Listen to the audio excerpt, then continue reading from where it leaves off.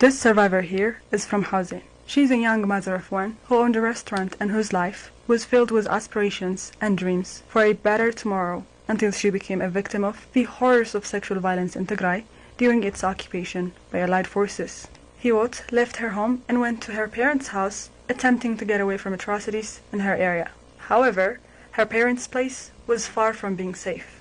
She says, on the 15th of June 2021, 3 Ethiopian soldiers came over to her house and asked if there were any men in the house. When she and her mother said there were none, they hit her mother after taking her baby daughter away from her.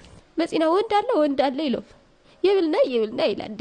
came and asked if there were any men in the house. My mother said there were none. She was so scared for me. They told me to go inside and pushed me. Then one told me to sit down. My mom called out for me. A soldier then hit her with the bottom of his rifle and she fell down. I don't know where and how they took my daughter, whom I was holding then. That is when they raped me. 3 Ethiopian soldiers raped me turn by turn. They left as if nothing happened and continued killing people in our neighborhood. After being subjected to such horrific accounts of sexual violence, Hiwot would find it impossible to access medical care as many of the health facilities were either looted or guarded by soldiers. Soldiers who had raped her and many other women across the area. 3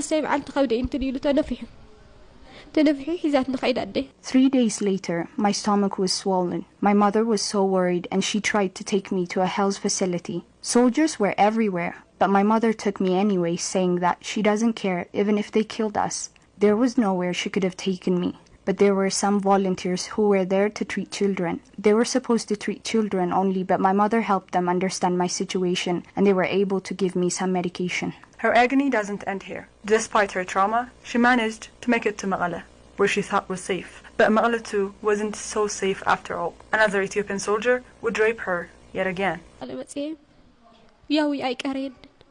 I came to Mekelle, but I wasn't able to escape from what I was trying to escape. One Ethiopian soldier dragged me into some place. I resisted, but he dragged me and put me inside a bathroom.